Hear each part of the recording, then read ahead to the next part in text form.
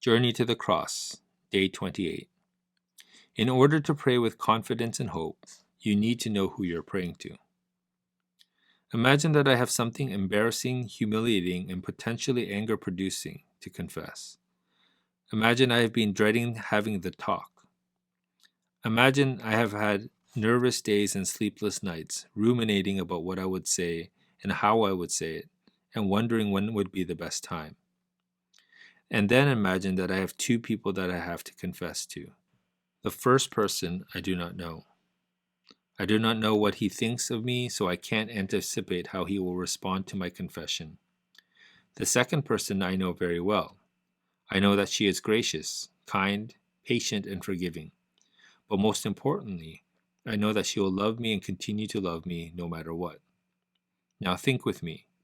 Which person do you think is the source of my reticence and anxiety? The question is not hard to answer. It is obviously the person whom I do not know. Humble confession is always stimulated and ignited by the character and commitment of the person you need to confess to. It is his or her love for you that propels the honest transparency that fear crushes.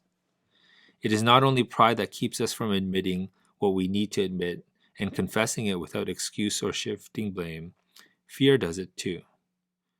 So in this season of honest self-examination and humble confession, it is vital in those prayers to have a clear understanding of who is hearing your confession. Listen to how the author of Hebrews talks about the one to whom you make your confession. Since then we have a great high priest who has passed through the heavens, Jesus, the Son of God. Let us hold fast our confession. For we do not have a high priest who is unable to sympathize with our weaknesses, but one who in every respect has been tempted as we are, yet without sin. Let us then with confidence draw near to the throne of grace, that we may receive mercy and find grace to help in the time of need. Hebrews 4:14-16. It is hard to find more comforting words than these.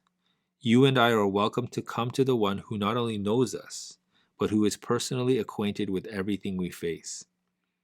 Let me unpack the logic of this hope-giving welcome. Number 1, your Savior sympathizes with you. Read the previous sentence again. The King of Kings, the Creator of all things, the Sovereign Lord of glory sympathizes with you. He doesn't look on you with irritation or impatience. He isn't mad at you. He never looks on you with disgust. He is tender-hearted towards you. But there's more. The passage above says that he sympathizes with your weaknesses. It's an all-encompassing word covering weakness of every kind. Let's be honest, you and I are a collection of weaknesses held together and protected by grace. We all have weaknesses of mind, heart, soul, and body. None of us is independently strong. None of us is self-sufficient. The writer of Hebrews is telling us that our Savior sympathizes with our humanity.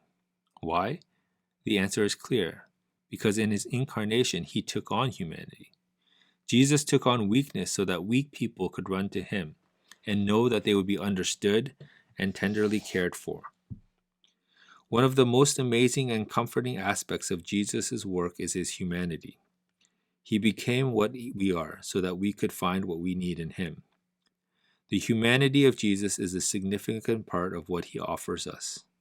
He knows our weaknesses. He knows them deeply and personally, and he meets us in our weaknesses with a tender and understanding heart. Number 2, your Savior went through what you are now going through. Not only did Jesus become human just like you, he also willingly subjected himself to this fallen and dysfunctional world. He knows where you live and he understands what goes on there. He is not surprised by what you face because he faced it. He is not shocked by the temptations that greet you every day because he faced them too. There is no troublesome situation or relationship that you and I will ever face that he is unacquainted with. He came to the world we live in, knowing what he would face. He was willing to be tempted in all the ways that you and I are, so that in our temptation we would have a place to run to where understanding and help would be found. Here's what this means. Every temptation that Jesus faced, he faced for you. Those temptations weren't in the way of God's redeeming plan. No, they were an essential aspect of it.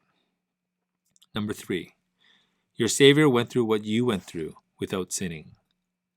Notice how the writer of Hebrews is building a case, stone upon stone, that our confidence that help is to be found in Jesus is well placed.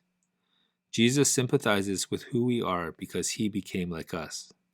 He understands what we are dealing with because he dealt with it too. But those two things would be hollow comforts without the third foundation stone that the writer lays down. You see, we need more than sympathy and understanding. We need help.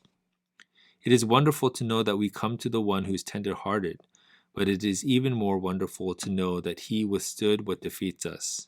He resisted where we give in, and he succeeded in places where we regularly fail.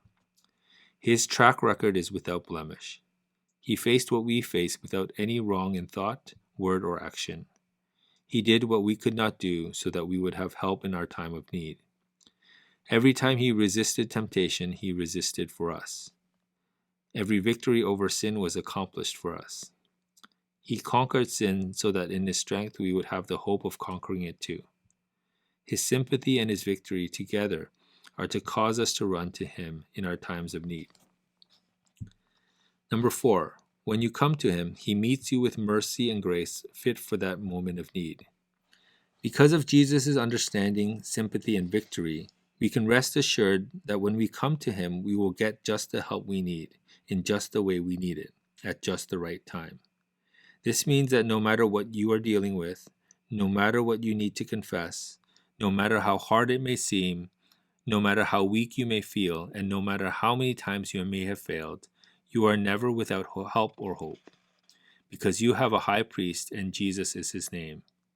Since sin is never defeated by denial, and since confession is the doorway to getting help that really helps, fight fear and discouragement by reading Hebrews 4:14-16 over and over again. Commit it to memory.